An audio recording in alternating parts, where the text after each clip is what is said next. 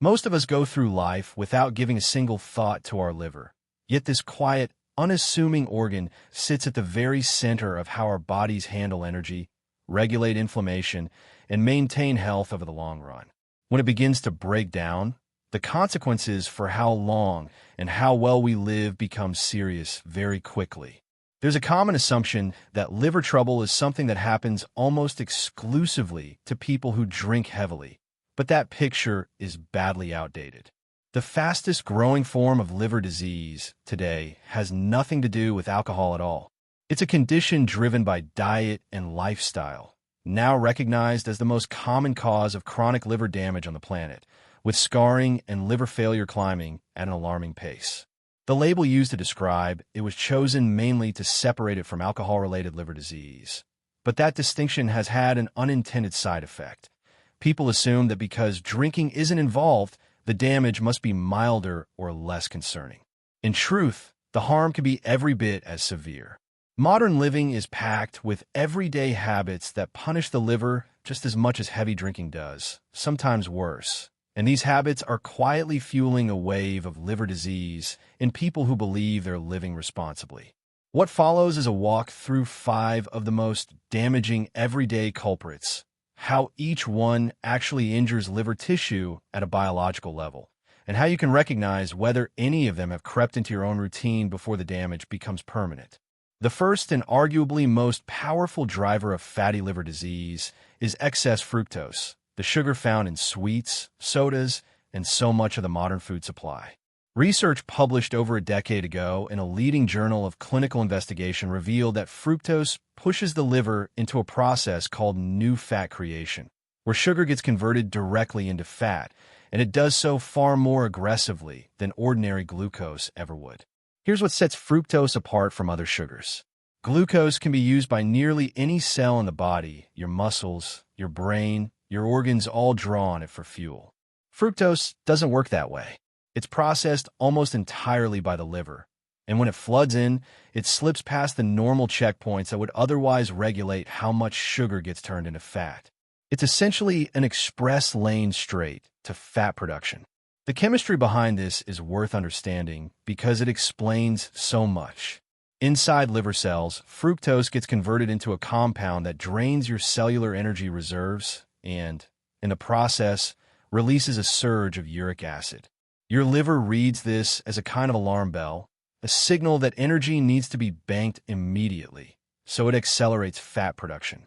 The fatty acids that result either get shipped out into the bloodstream, assuming the liver can keep pace, or they pile up inside liver cells themselves, forming what we call fatty liver. And the damage doesn't end with fat buildup. The uric acid byproduct is itself inflammatory and adds to oxidative stress, harming cells directly.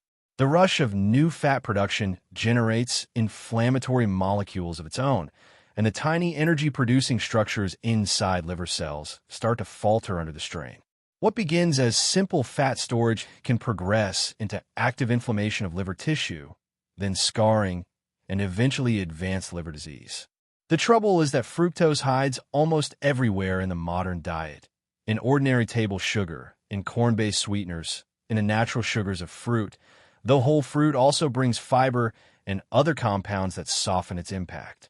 The real danger lies in the added fructose tucked into processed snacks, sweetened beverages, and products where you'd never expect to find sugar at all.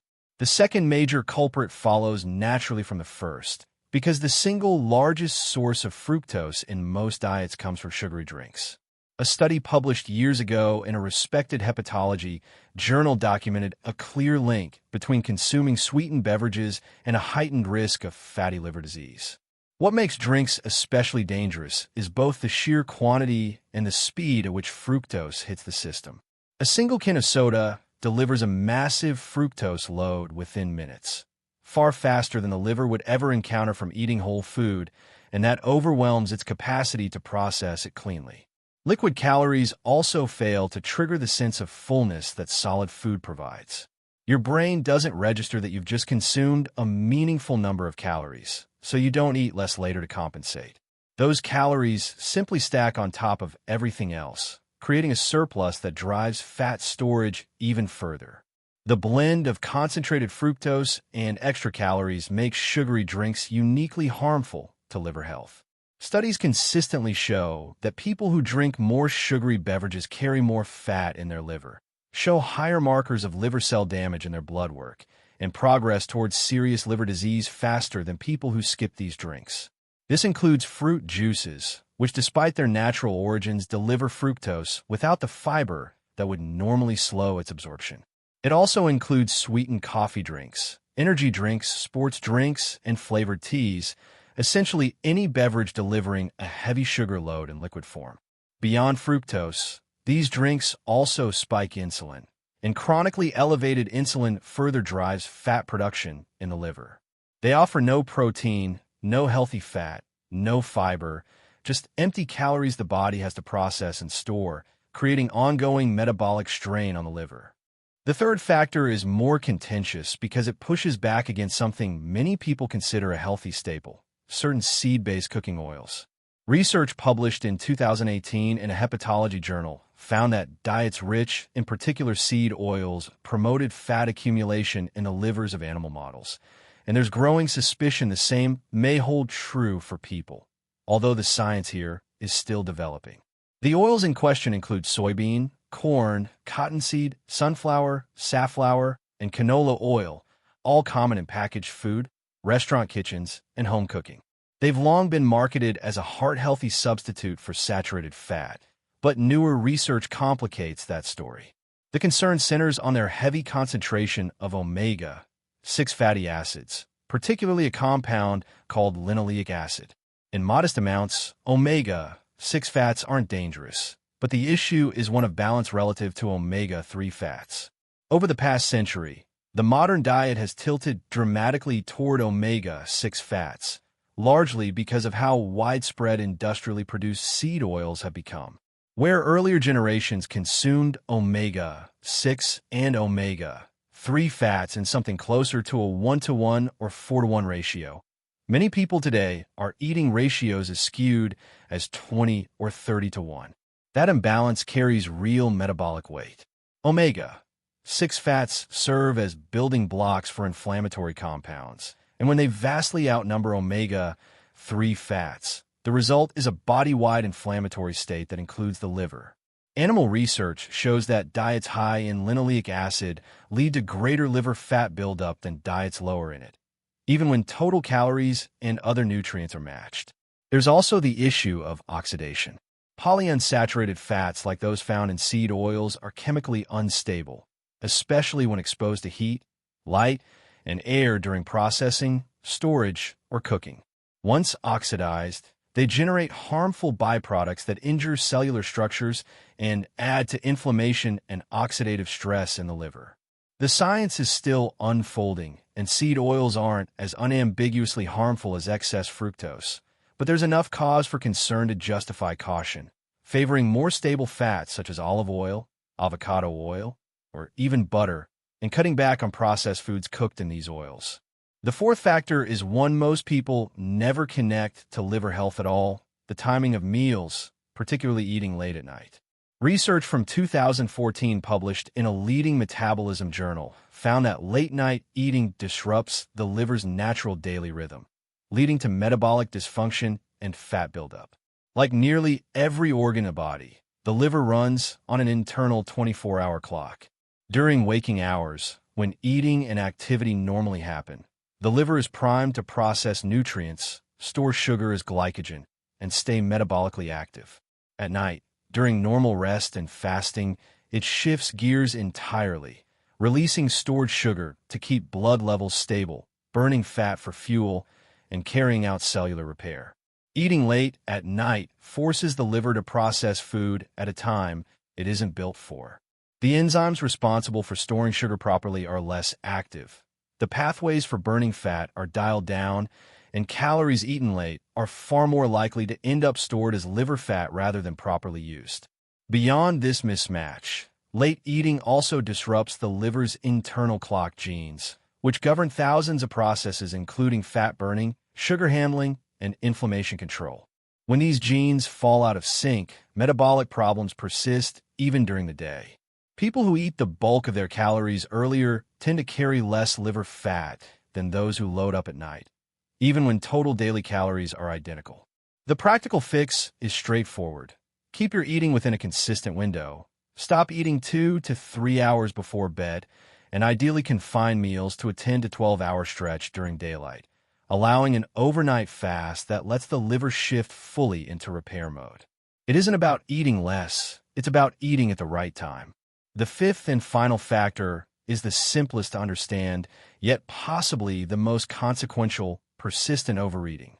A 2008 study published in a major medical journal demonstrated that weight loss through reduced calorie intake alone could reverse fatty liver disease, even without any other dietary changes. The logic is simple. The liver stores surplus energy as fat. When intake consistently exceeds what the body burns, that extra energy has to go somewhere. Fat beneath the skin expands, fat around internal organs grows, and the liver accumulates its own share as well, effectively becoming a holding tank for unused calories. Over time, this stops being simple storage and becomes dysfunction. Liver cells overloaded with fat stop working properly, become inflamed, and begin forming scar tissue. What makes this particularly sneaky is how unremarkable it feels day to day. There's no binge eating involved, no obviously oversized meals, just a slightly excessive intake repeated daily, weekly, year after year.